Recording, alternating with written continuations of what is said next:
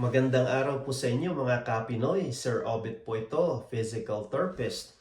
At bilang geriatric care practitioner at fall prevention specialist, marami po akong maibibigay na tips sa inyo sa topic natin ngayon. Ang topic po natin ngayon ay training sa pagbalanse sa mga seniors. Bale po ito po yung parang karugtong nung topic natin nung nakaraang linggo.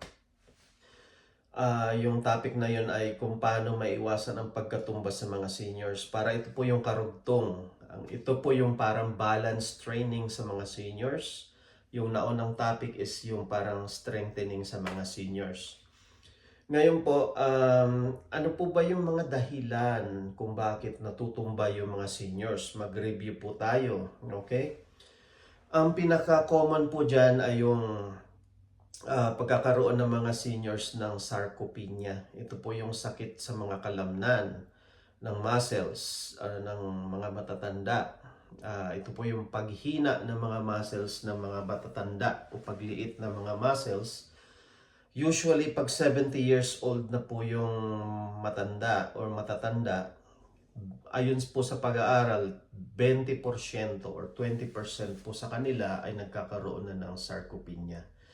Sa murang edad po na 40 years old, pwede na po kayong magka-sarcopenia pag meron kayong sedentary lifestyle o madalas lang kayong nakaupo at tamad kayong maggagalaw. Yan, ang cause po niyan ay low activity.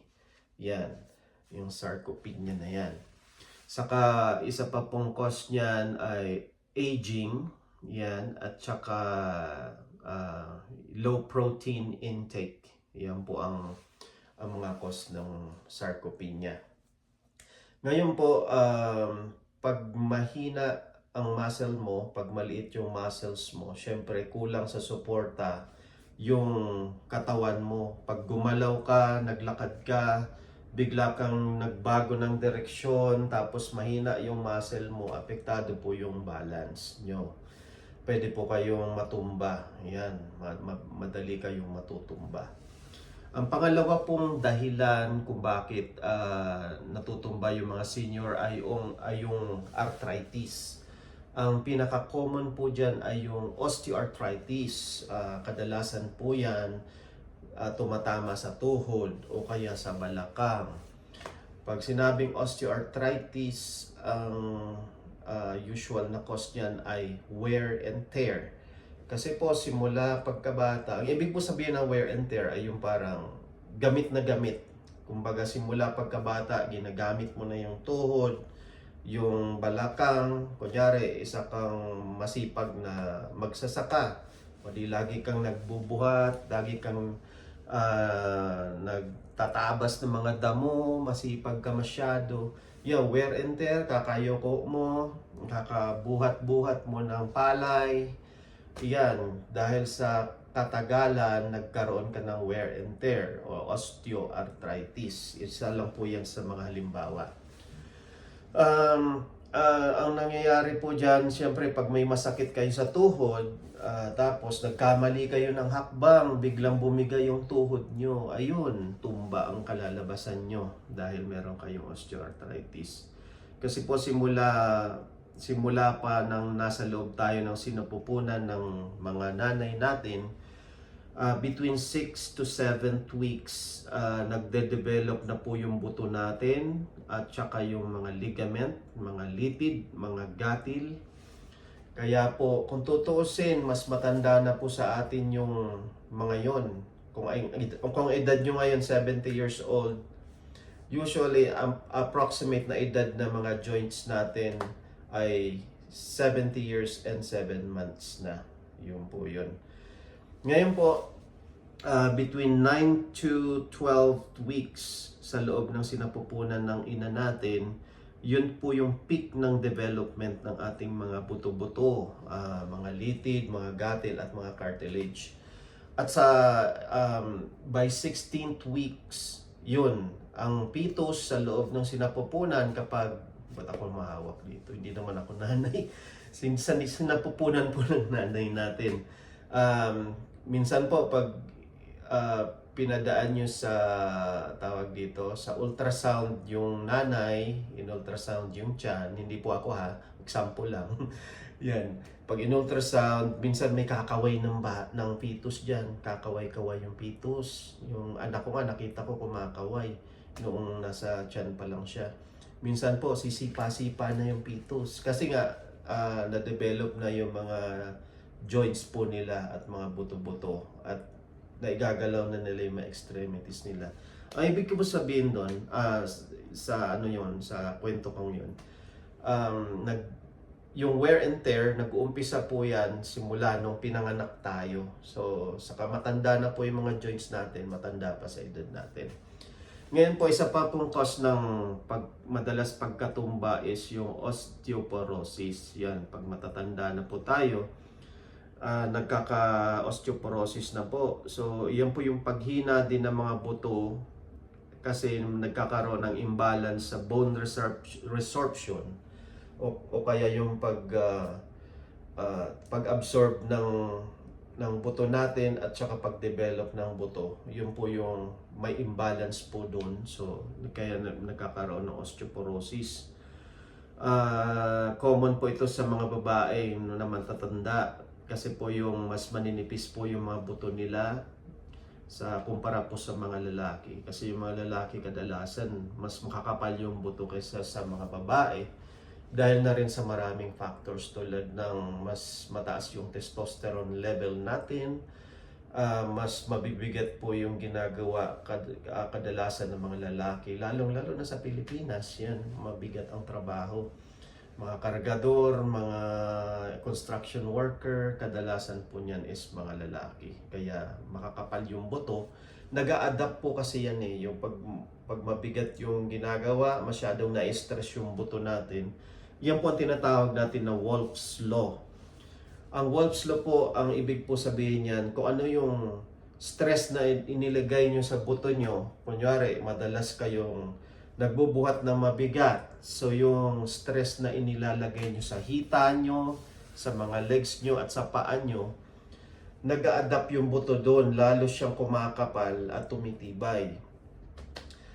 Yun po ang Wolff's Law. Kaya po, ina-advise ko sa inyo kapag nagkakaedad na po tayo, kailangan po lalo nating pag-ibayuhin yung pag-exercise.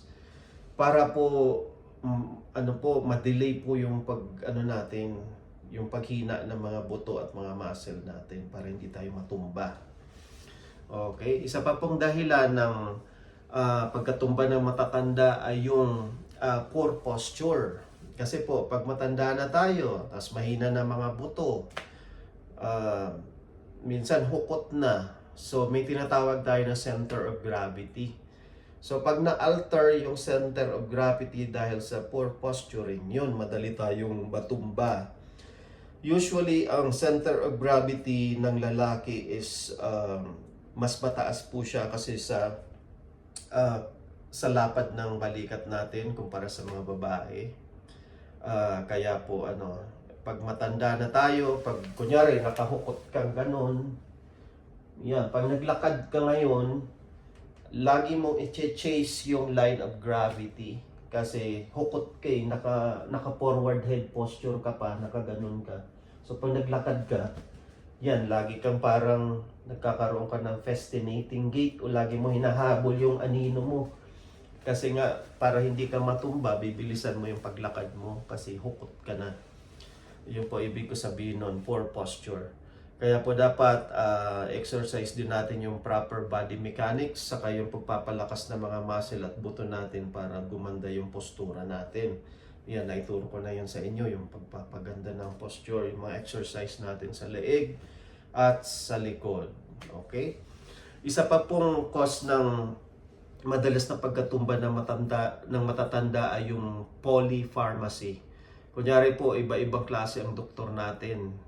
Bukod sa general practitioner, may diabetes tayo, kunyari. Meron kang diabetologist. At saka meron ka ring sakit sa puso, may cardiologist ka. Kunyari, meron ka pang goiter, meron ka pang endocrinologist. So, dapat po, kung hindi nyo maalala yung mga nire-resetang gamot sa inyo bilang senior citizen, ibilin nyo po sa anak nyo na, oh, iha, iho, baka pwedeng gawan mo ako ng listahan ng mga gamot ko.